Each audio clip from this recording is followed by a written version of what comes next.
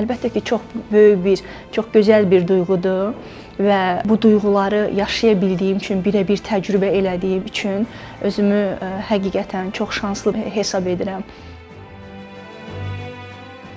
Dünyanın ən hündür zirvəsi olan Everestdə çantamdan Azərbaycan bayrağını götürmək və 2-3 qat əlcəkdə hiss eləməyərək o bayraqdan möhkəm-möhkəm yapışmaq ki, orada bir şəkil çəkdirmək və Azərbaycanlı olduğumu dilə gətirmək, bu mənim üçün ən qürurverici an idi və belə bir tarixi hadisə ilə də üst-üstə düşməsi mənim üçün 2 qat həyəcan vericidir və 2 qat gözəl duyğular yaşadır.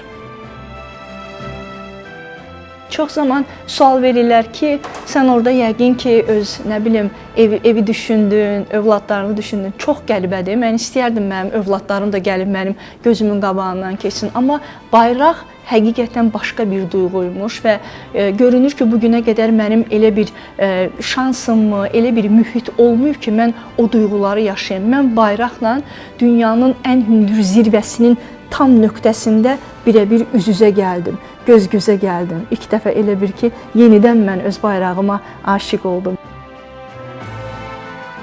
6000-ə gedəndən sonra dedim, görəsən 7000-lik zirvə insana nə deyir?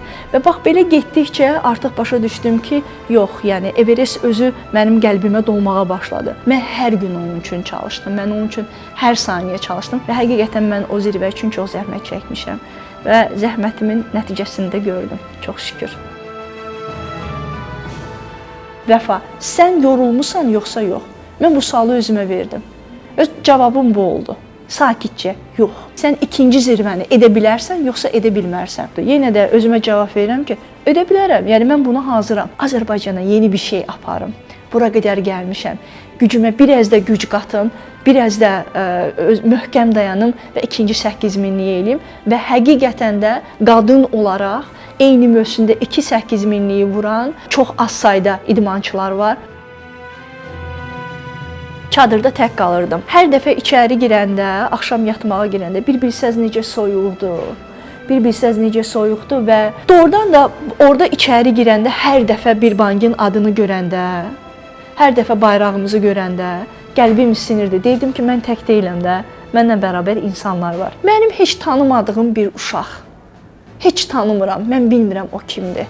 Məni onu video ilə çəkib göndərmişdilər. Vəfa xala, biz inanırıq ki, siz bunu eləyəcəksiniz. Qulağımdan getmirdi onun səsi ki, Vəfa xalım, biz sənə inanırıq, biz sənə inanırıq.